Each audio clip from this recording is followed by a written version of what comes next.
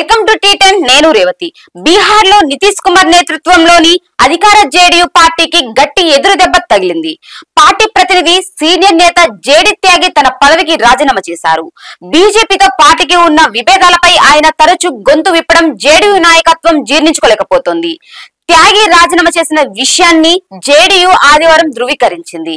JDU అధ్యక్షుడు బీహార్ ముఖ్యమంత్రి Nitish Kumar party జాతీయ ప్రతినిధిగా రాజీవ్ రంజన్ ప్రసాద్ ను నియమించారని తెలిపింది। త్యాగి వ్యక్తిగత కారణాలతో పార్టీ పదవికి రాజీనామా చేశారని జేడీయూ చెబుతోంది। అయితే కారణాలు మాత్రం వేరే ఉన్నాయి।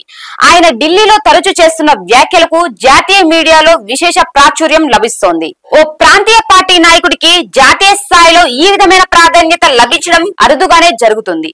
ముఖ్యంగా కేంద్ర ప్రభుత్వం విధానాలపై ఆయన తరచూ చేస్తున్న విమర్శలు బీజేపీ జేడీయూ సంబంధాలపై ప్రతికూల ప్రభావం చూపుతున్నాయి। ఉమ్మడి పౌర స్మృతి, వక్ఫ్ బిల్లు, పాలస్తీనాపై మోడీ ప్రభుత్వం వైఖరి ఇలా పలు వివాదాస్పద అంశాలపై త్యాగి తన వ్యాఖ్యలతో అటు కేంద్రాన్ని ఇటు పార్టీని ఇబ్బంది పెడుతున్నారు। త్యాగి వ్యాఖ్యలు బీజేపీని ఇరకాటంలోకి నెడుతున్నాయని ఆ పార్టీ వర్గాలు భావిస్తున్నాయి। త్యాగి రాజీనామా నేపథ్యంలో ఢిల్లీలో పార్టీ వ్యవహారాలను పర్యవేక్షిస్తున్న కేంద్ర మంత్రి Lallan Singh JDU parliamentary party నేత సంజయ్ జూలకు పరిస్థితిని చక్కదిద్దే బాధ్యతలు అప్పగించినట్లు తెలుస్తోంది। అధికార కూటమి భాగస్వామ్య పక్షాల మధ్య సమన్వయం, సామరస్యం ఉండేలా చూసేందుకు విభేదాలు ఉన్నాయంటూ వస్తున్న వార్తలను తిప్పికొట్టేందుకు మిత్రపక్షాలతో సంప్రదింపులు జరుపుతున్నామని బీజేపీ వర్గాలు తెలిపాయి। ఇది ఇవాల్టి న్యూస్, చూస్తూనే ఉండండి టీ10।